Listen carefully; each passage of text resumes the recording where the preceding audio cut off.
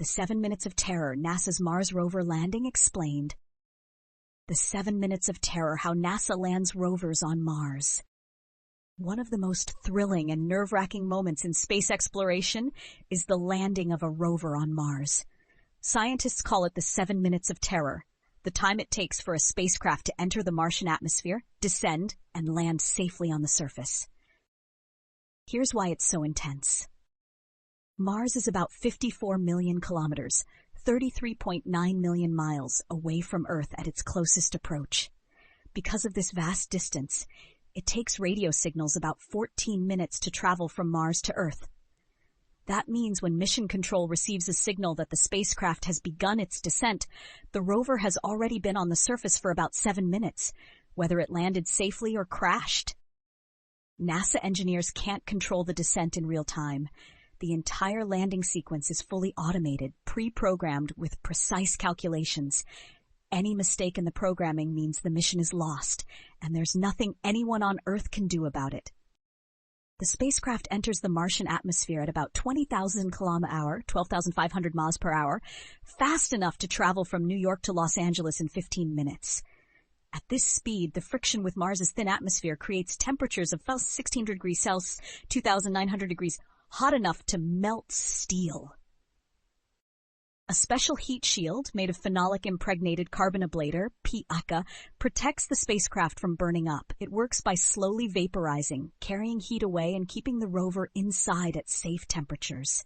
The heat shield also acts as a giant brake, slowing the spacecraft down to about 1,500 km/h, 930 miles per hour, before the next step.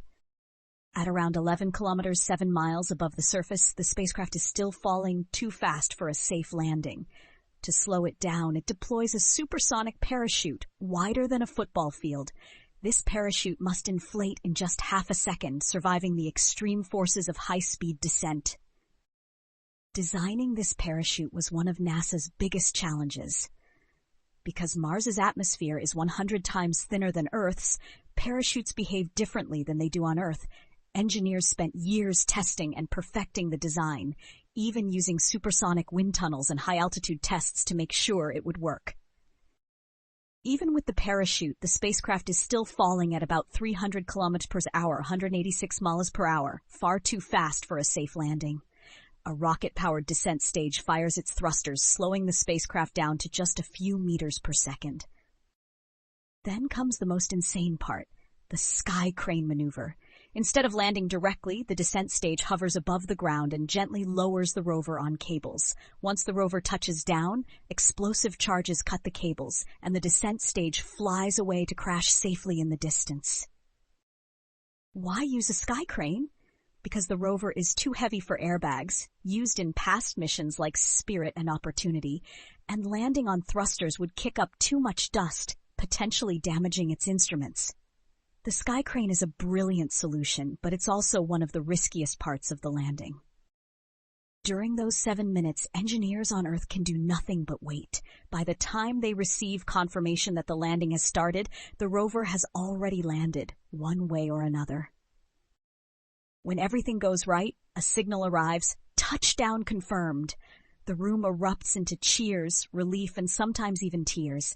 Years of work, billions of dollars, and the hopes of an entire scientific community depend on those 7 minutes. Not every Mars landing has been successful. In fact, about 50% of all Mars landing attempts have failed. Some of the most infamous failures include Mars Polar Lander, 1999, likely shut off its engines too soon, thinking it had already landed, and crashed.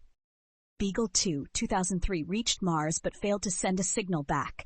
Later images showed it landed but never deployed its solar panels. Schiaparelli, 2016, a European Space Agency lander that miscalculated its altitude and smashed into the surface at 540 kilometers per hour, 335 miles per hour. These failures highlight just how difficult Mars landings are and why every success is a historic achievement. If landing a robot is this difficult, imagine landing astronauts. NASA, SpaceX, other space agencies are planning human missions to Mars in the 2030s or 2040s, but the challenges are enormous. Some key obstacles include Humans can't survive the extreme G-forces and heat of a direct entry like Rover's. A human lander would need tons of fuel for a controlled descent. We'd need a habitat ready to support astronauts upon arrival. Potential solutions include massive inflatable heat shields to slow down human landers, rocket-powered landers similar to Apollo moon landers, pre-sent habitats and fuel depots to make landing and survival easier. The first human landing will have its own 7 minutes of terror, but on an even grander scale. For the scientists and engineers at NASA, these 7 minutes are some of the most intense moments of their lives. They spend years, sometimes decades, working on these missions, and everything depends on this short, heart-pounding sequence.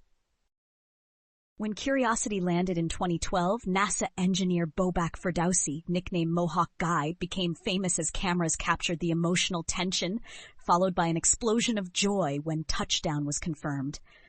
The Perseverance landing in 2021 was just as emotional, with Mission Control celebrating a flawless descent. For those watching, it's not just science, it's history being made in real time. Final thought, the next 7 minutes of terror. The 7 minutes of terror is one of the most daring engineering feats ever attempted. Every successful Mars landing brings us one step closer to understanding the red planet and eventually setting foot on it. Next time you look up at the night sky, remember, somewhere on a cold and distant world, a little rover is driving across Mars, all because it survived one of the most terrifying landings in the universe.